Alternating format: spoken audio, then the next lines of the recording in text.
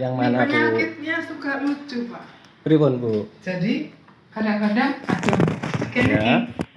terus nanti nggak adem gitu. Udah cuman itu doang. Oke, oke. Kok ikannya nggak pernah rusak ya?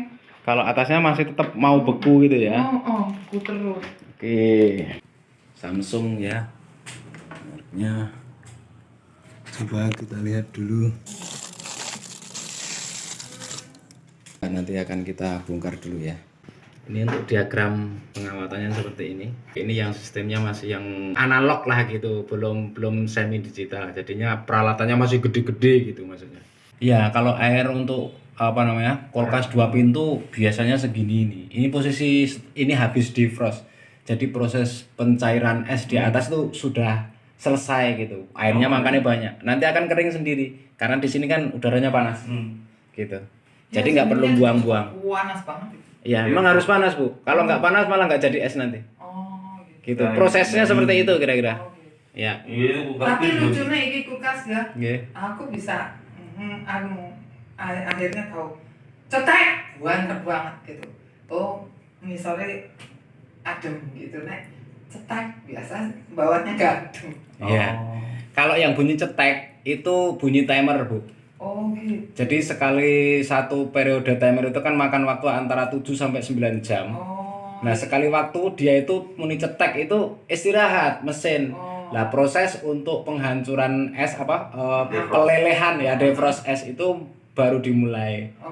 Gitu. Itu akan berjalan siklusnya terus-menerus gitu seperti itu. Tapi aku kadang-kadang ceteknya alon. Iya. Ini nggak adem mesti. Iya.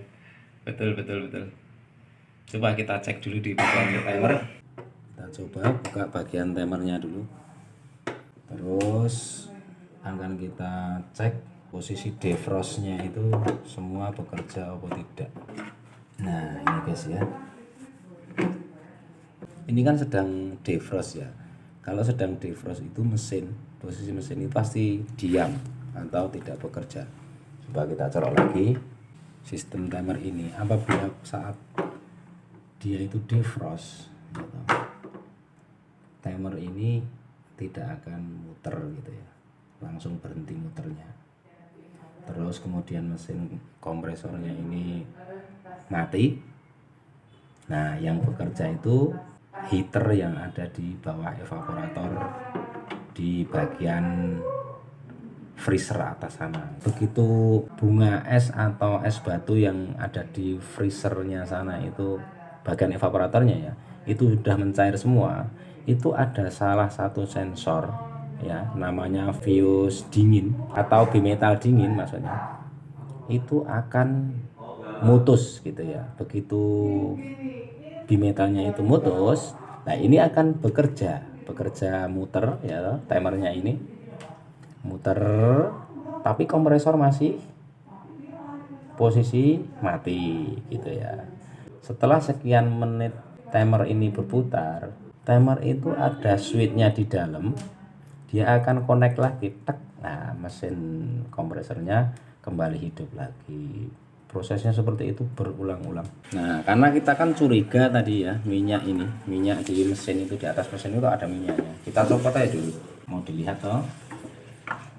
Nah minyak apa yang keluar dari situ tuh, minyak apa gitu. Jadi justru itu. Oke, kesimpulannya ini guys ya, kesimpulannya ini minyak itu bukan dari mesin kompresor tetapi dari atas ya, dari area evaporator sana.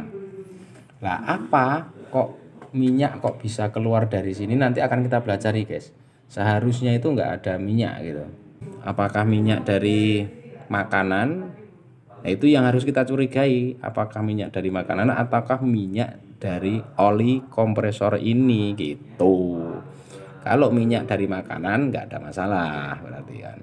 Tetapi kalau minyaknya itu minyak dari kompresor ini yang ada kebocoran di bagian evaporator, nah itu yang harus ditindaklanjuti lebih lanjut gitu. Yang pasti ini mesin kulkas ini sudah pernah diisi ya, ini ya. Freonnya itu sudah pernah melalui sudah pernah ada yang memperbaiki ya gitu. Tanda-tandanya apa? Ya toh. Ini tandanya nih. Nah ini ada pentil pengisian atau ada las-lasan baru begini.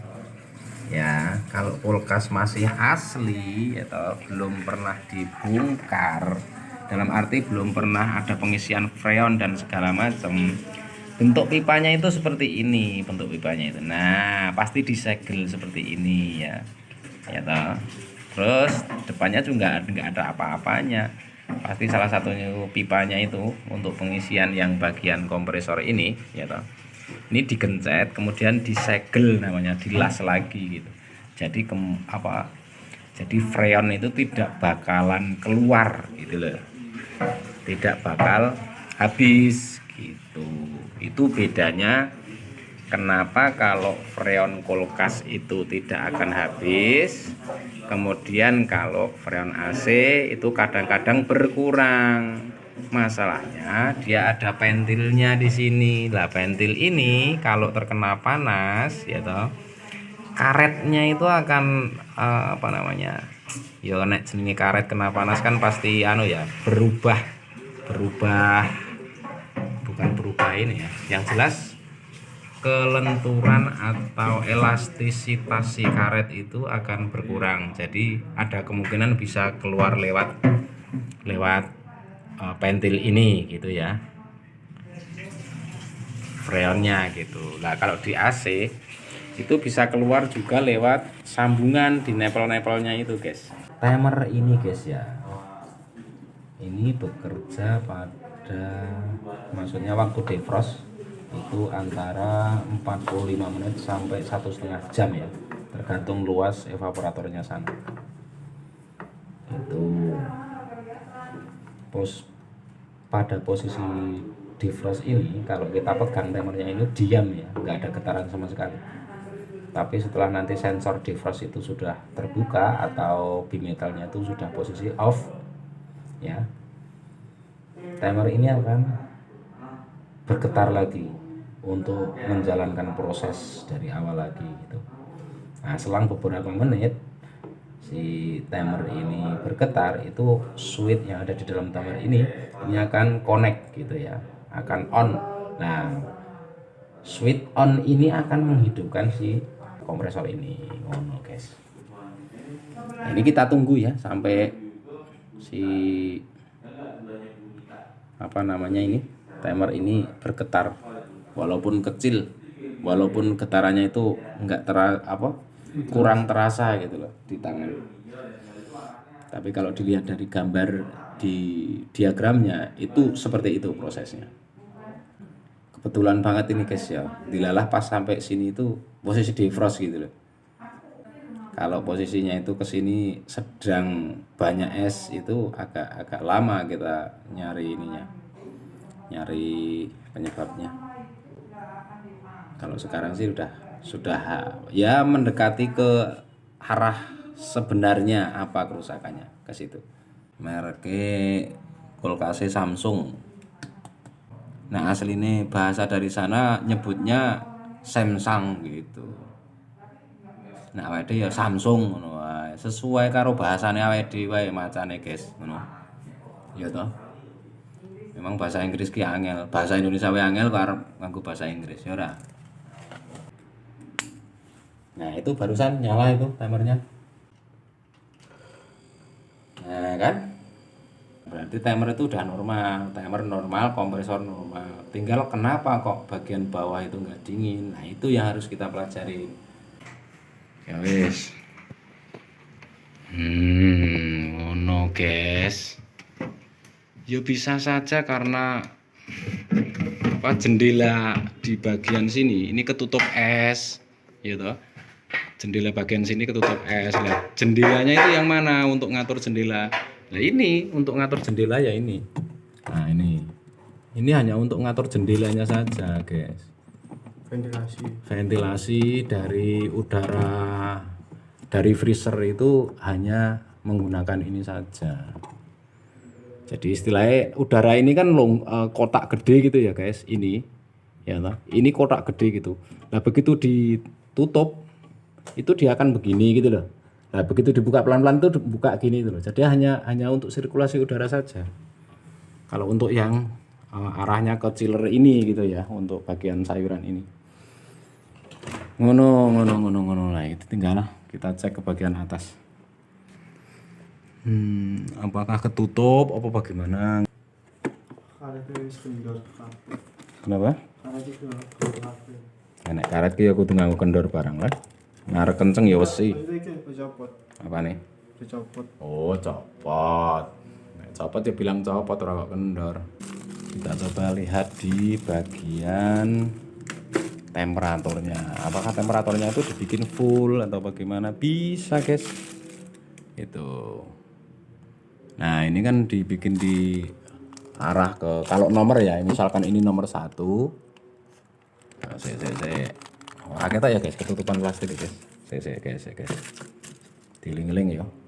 Nah, kalau misalkan ini, aduh kayak nganggo beng pokok. Ini dari awal di sini ya guys ya. Dari awal di sini ya. Ini posisinya. Nanti akan kita arahkan di sini gitu, biar nggak terlalu dingin atasnya itu, tapi tetap beku, maksudnya gitu guys. Yang dikhawatirkan itu kalau yang model seperti ini ya toh,